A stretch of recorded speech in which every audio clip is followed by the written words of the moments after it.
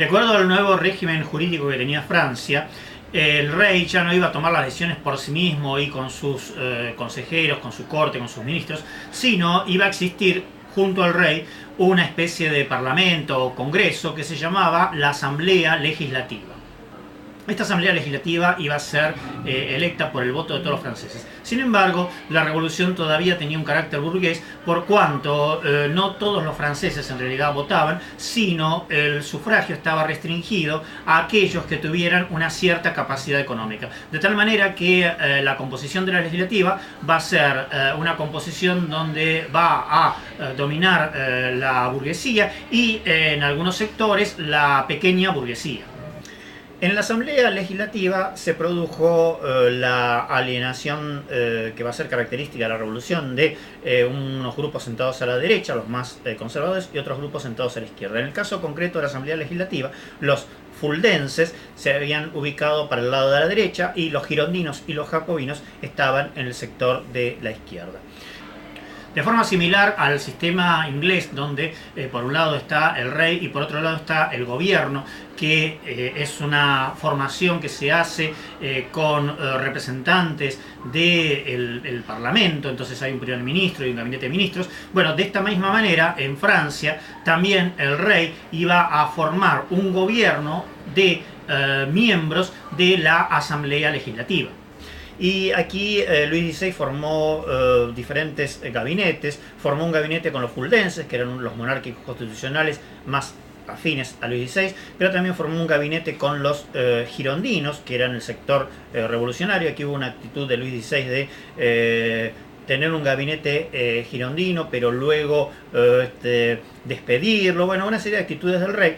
Y en medio de todo esto continuaba la prédica de los emigrados del otro lado de la frontera, los emigrados que se habían escapado de Francia, que estaban del otro lado de la frontera. Bueno, trataban de alentar a los monarcas europeos a una cruzada contrarrevolucionaria para Francia, para restablecer el poder del rey. La fuga del rey había tenido que ver también con esto, como contactarse con los emigrados.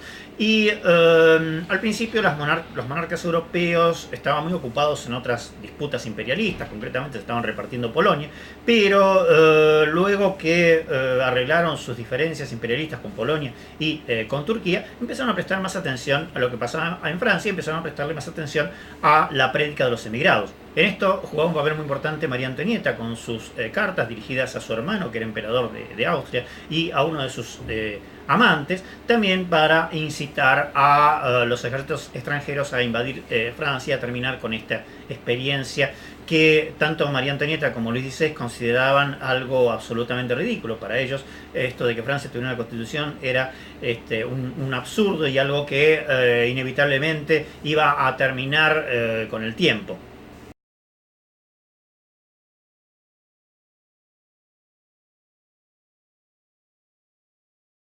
Nous n'avons rien à craindre de la guerre, car elle seule peut purger la France du despotisme qui l'étouffe. Espérez-vous d'un souffle détruire l'aristocratie, les prêtres réfractaires, tous ceux qui s'opposent à la Révolution? Non! Alors il faut détruire l'armée d'émigrés qui se rassemble à Coblence, tandis que nous parlons. Alors seulement quand nous aurons écrasé tout espoir d'aide extérieure, le roi sera forcé de gouverner conformément à la Constitution. Écoutez-moi. La guerre n'est pas une solution. Écoutez-moi bien, Brissot, et vous tous, ces amis girondins.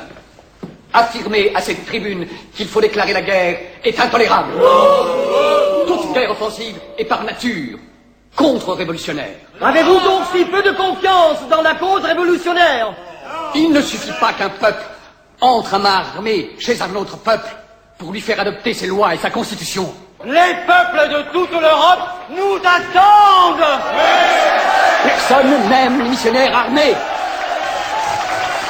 Y estos emigrados, bueno, también habían tenido formado un pequeño ejército. El caso es que el gobierno francés, la Asamblea Legislativa concretamente, no podía tolerar con indiferencia esto que pasaba del otro lado del Rin. Y entonces comienza el intercambio de notas diplomáticas. La Asamblea Legislativa se dirige al emperador de Austria, que era el que tenía la jurisdicción sobre la zona. El emperador de Austria contesta que en realidad no le concierne a él, sino le concierne al príncipe alemán que gobernaba esos territorios. Bueno, el caso es que en definitiva hay un intercambio de notas van, notas bien, y esto desemboca finalmente en la declaración de guerra de Francia a Austria. Monsieur le roi!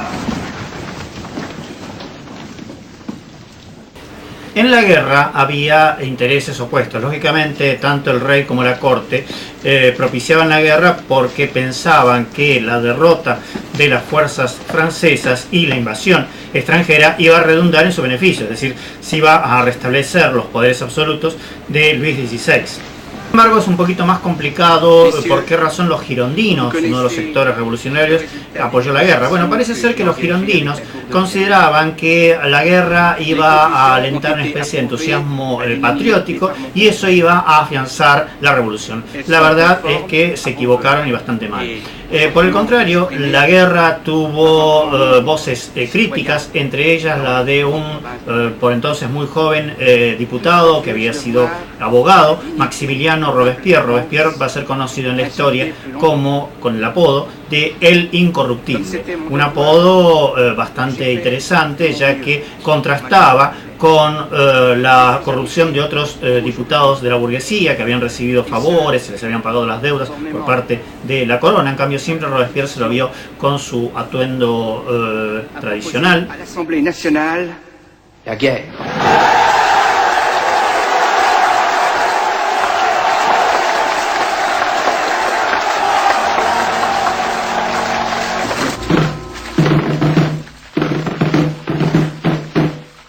Otra de las voces que se alzó contra la guerra fue la de Marat desde su periódico El Amigo del Pueblo. Marat inclusive va a decir algo muy interesante. Marat decía que, bueno, pues por supuesto que la guerra era una intriga de la corte para destruir la revolución, pero también añadía lo siguiente, que podía ser que las armas francesas resultaran vencedoras, y entonces Marat hacía una profecía muy interesante. Decía, no sea cosa que con esta buena fortuna de la guerra, de pronto aparezca un general victorioso que, aprovechando el prestigio que le van a dar las victorias, quiera convertirse en un dictador. Muy interesante esta perspectiva de Marat, ya que Marat pensaba probablemente en algunos de los generales de la época. Sin embargo, esta profecía de Marat anticipaba a lo que va a ocurrir efectivamente con Napoleón Bonaparte, el cual Marat no llegó a conocer porque, bueno, fue asesinado Marat mucho antes.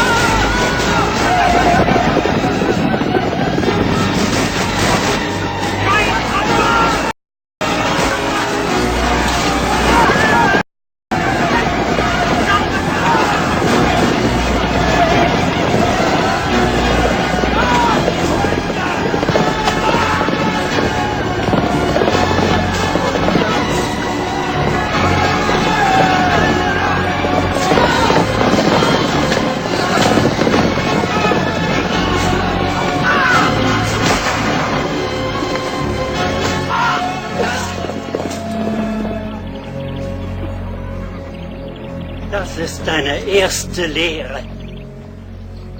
Es werden noch viele andere folgen.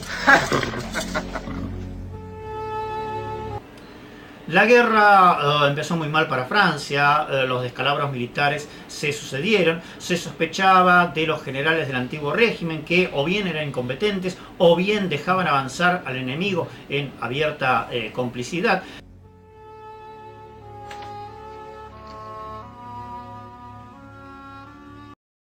Ils ont été assassinés par ses propres hommes. Après sa défaite, un général. Vos ministres ont décidé quoi? Dites! Je peux pas. Je peux pas. Mais je vous en prie.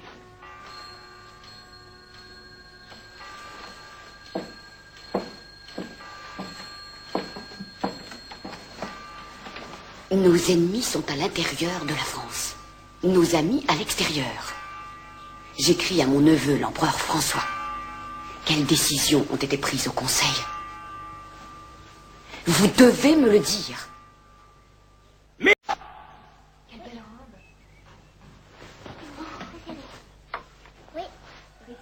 Vous voulez celle-là? Marie-Thérèse, venez. Ou bien celle-là.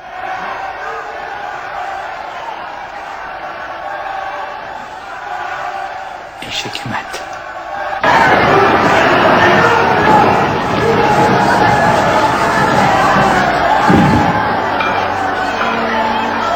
Laissez passer le canon! Laissez passer le canon!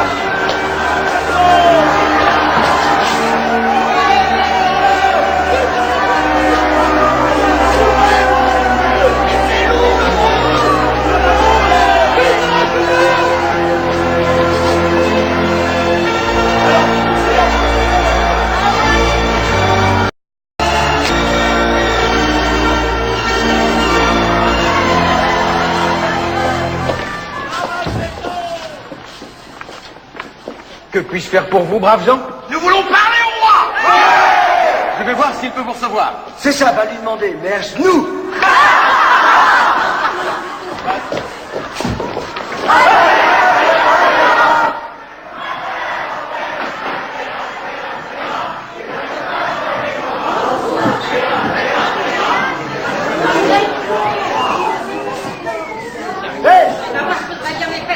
C'est quand même bien logé, le gros cochon!